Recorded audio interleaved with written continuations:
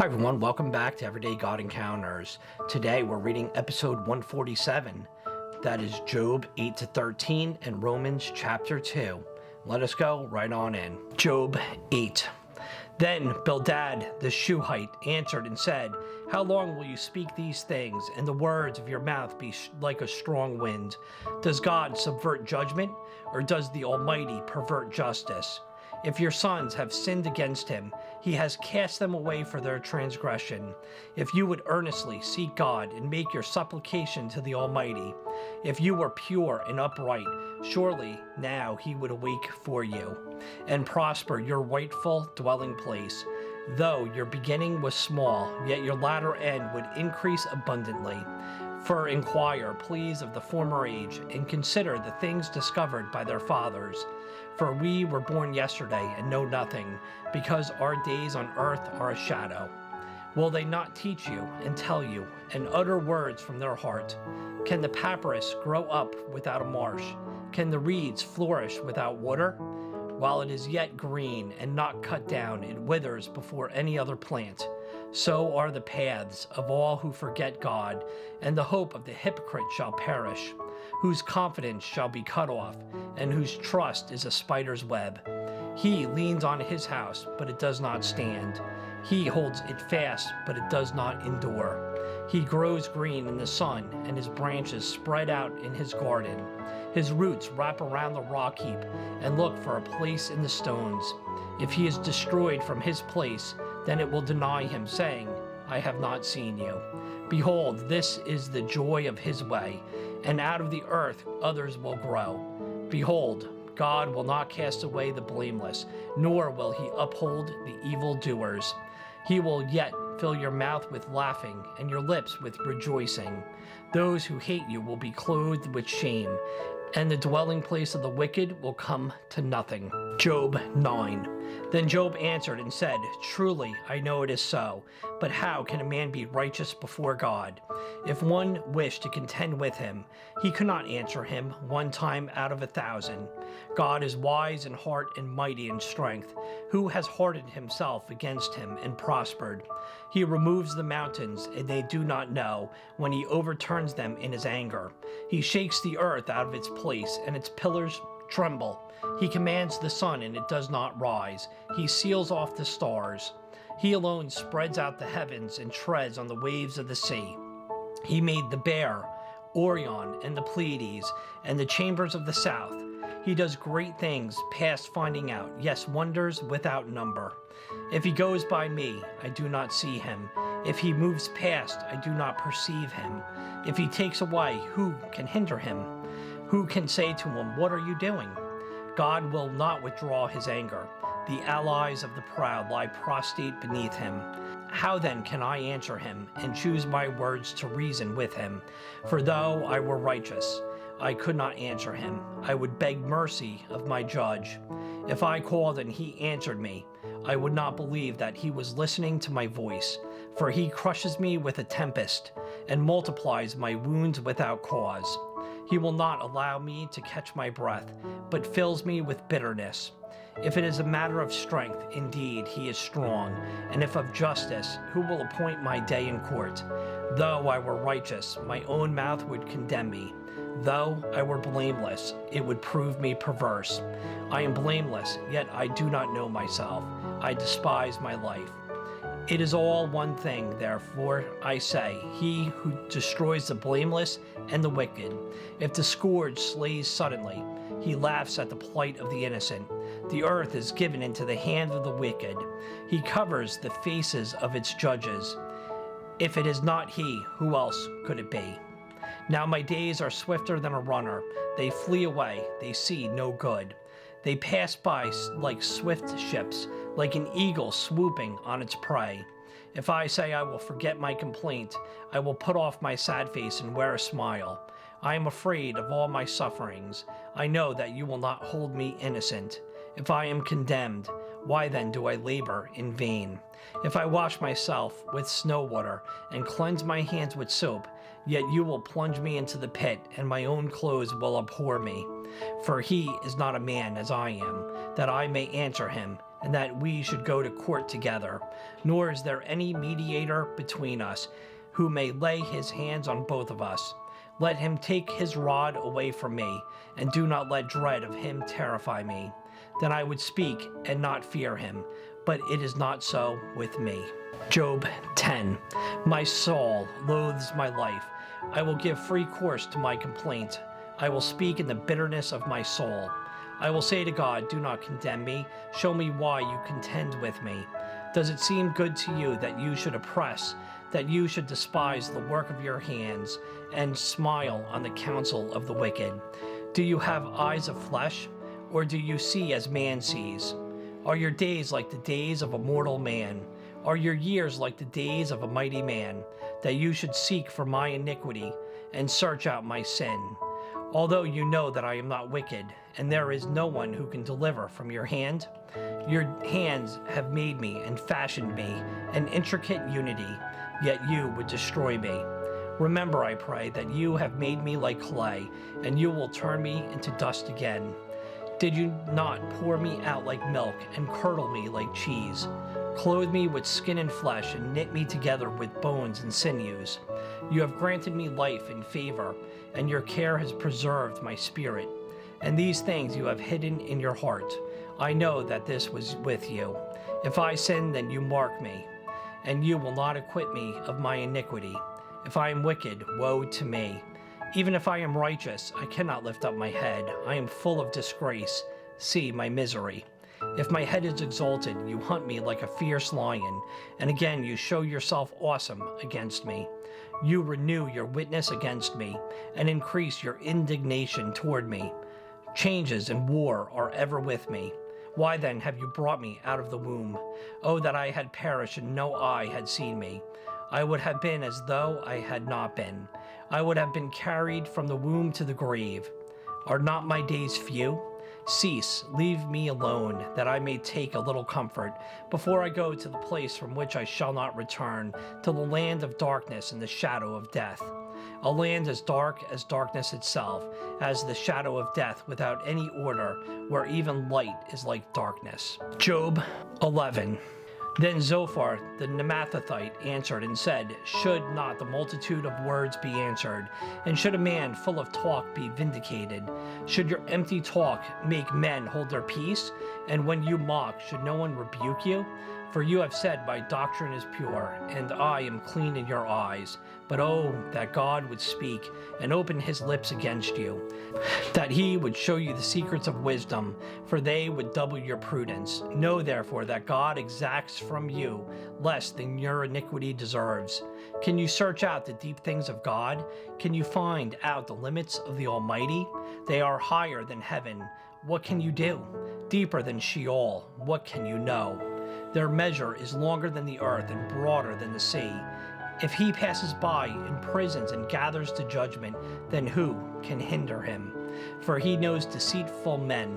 He sees wickedness also. Will he not then consider it? For an empty-headed man will be wise, when a wild donkey's colt is born a man.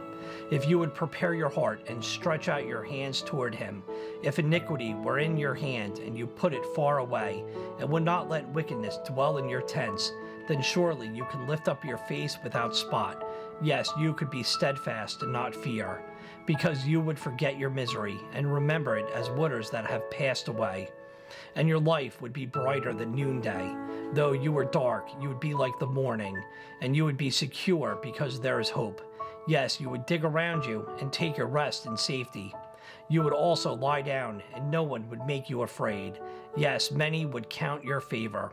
But the eyes of the wicked will fail, and they shall not escape, and their hope loss of life. Job 12. Then Job answered and said, no doubt you are the people, and wisdom will die with you. But I have understanding as well as you. I am not inferior to you. Indeed, who does not know such things as these? I am one mocked by his friends, who called on God, and he answered him, the just and blameless, who is ridiculed. A lamp is despised in the thought of one who is at ease. It is made ready for those whose feet slip. The tents of robbers prosper. and those who provoke God are secure in what God provides by his hand. But now ask the beasts, and they will teach you, and the birds of the air, and they will tell you. Or speak to the earth, and it will teach you, and the fish of the sea will explain to you. Who among all these does not know that the hand of the Lord has done this, in whose hand is the life of every living thing, and the breath of all mankind? Does not the ear test words, and the mouth taste its food? Wisdom with aged men, and with length of days, understanding. With him are wisdom and strength. He has counsel and understanding. If he breaks a thing down, it cannot be rebuilt. If he imprisons a man, there can be no release. If he withholds the waters, they dry up. If he sends them out, they overwhelm the earth. With him are strength and prudence. The deceived and the deceiver are his. He leads counselors away plundered, and makes fools of the judges. He loosens the bonds of kings, and binds their waist with a belt. He leads princes away plundered, and overthrows the mighty. He deprives the trusted one's speech, and takes away the discernment of the elders. He pours contempt on princes, and disarms the mighty. He uncovers deep things out of darkness, and brings the shadow of death to light. He makes nations great and destroys them. He enlarges nations and guides them. He takes away the understanding of the chiefs of the people of the earth, and makes them wander in a pathless wilderness. They grope in dark without light, and he makes them stagger like a drunken man. Job 13. Behold, my eye has seen all this. My ear has heard and understood it. What you know, I also know. I am not inferior to you, but I would speak to the Almighty, and I desire to reason with God. But you forgers of lies, you are all worthless physicians. Oh, that you would be silent, and it would be your wisdom. Now hear my reasoning, and heed the pleadings of my lips. Will you speak wickedly for God, and talk deceitfully for him? Will you show partiality for him? Will you contend for God? Will it be well when he searches you out? Or can you mock him as one mocks a man? He will surely rebuke you if you secretly show partiality. Will not his excellence make you afraid, and the dread of him fall upon you? Your platitudes are proverbs of ashes. Your defenses are defenses of clay. Hold your peace with me, and let me speak. Then let come on me what may. Why do I take my flesh in my teeth, and put my life in my hands? Though he slay me, yet will I trust him. Even so I will defend my own ways before him. He also shall be my salvation, for a hypocrite could not come before him. Listen carefully to my speech, and to my declaration with your ears. See now, I have prepared my case. I know that I shall be vindicated. Who is he who will contend with me? If now I hold my tongue, I perish. Only two things do not do to me. Then I will not hide myself from you. Withdraw your hand far from me, and let not the dread of you make me afraid. Then call, and I will answer. Or let me speak, then you respond to me. How many are my iniquities and sins? Make me know my transgression and my sin. Why do you hide your face and regard me as your enemy? Will you frighten a leaf driven to and fro? And will you pursue dry stubble? For you write bitter things against me, and make me inherit the iniquities of my youth. You put my feet in the stocks, and watch closely all my paths. You set a limit for the soles of my feet. Man decays like a rotten thing, like a garment that is moth-eaten. Romans 2. Therefore you are inexcusable, O man, whoever you are, who judge. For in whatever you judge another, you condemn yourself. For you who judge practice the same things. But we know that the judgment of God is according to truth against those who practice such things. And do you think this, O man, you who judge those practicing such things and doing the same, that you will escape the judgment of God? Or do you despise the riches of his goodness, forbearance, and long-suffering, not knowing that the goodness of God leads you to repentance? But in accordance with your hardness and your impenitent heart, you are treasuring up for yourselves wrath in the day of wrath and revelation of the righteous judgment of God, who will render to each one according to his deeds, eternal life to those who by patient continuance in doing good seek for glory, honor, and immortality, but to those who are self-seeking and do not obey the truth, but obey unrighteousness, indignation, and wrath, tribulation and anguish on every soul of man who does evil, of the Jew first and also of the Greek, but glory, honor, and peace to everyone who works what is good, to the Jew first and also to the Greek. For there is no partiality with God. For as many as have sinned without law will also perish without law, and as many as have sinned in the law will be judged by the law. For not the hearers of the law are just in the sight of God, but the doers of the law will be justified. For when Gentiles, who do not have the law, by nature do the things in the law, these, although not having the law, are a law to themselves, who show the work of the law written in their hearts, their conscience also bearing witness, and between themselves their thoughts accusing or else excusing them, in the day when God will judge the secrets of men by Jesus Christ according to my gospel. Indeed, you are called a Jew, and rest on the law, and make your boast in God, and know his will, and approve the things that are excellent, being instructed out of the law, and are confident that you yourself are a guide to the blind, a light to those who are in the darkness, an instructor of the foolish, a teacher of babes, having the form of knowledge and truth in the law. You therefore, who teach another, do you not teach yourself? You who preach that a man should not steal, do you steal? You who say do not commit adultery, do you commit adultery? You who abhor idols, do you rob temples? You who make your boast in the law, do you dishonor God through breaking the law? For the name of God is blasphemed among the Gentiles because of you, as it is written, for circumcision is indeed profitable if you keep the law, but if you are a breaker of the law, your circumcision has become uncircumcision. Therefore, if an uncircumcised man keeps the righteous requirements of the law, will not his uncircumcision be counted as circumcision? And will not the physically uncircumcised, if he fulfills the law, judge you, who even with your written code and circumcision are a transgressor of the law? For he is not a Jew who is one outwardly, nor is circumcision that which is outward in the flesh, but he is a Jew who is one inwardly, and circumcision is that of the heart, in the spirit, not in the letter, whose praise is not from men, but from God. Thank you for joining me for the reading today. We're going to see you on the next episode. I'll see you then.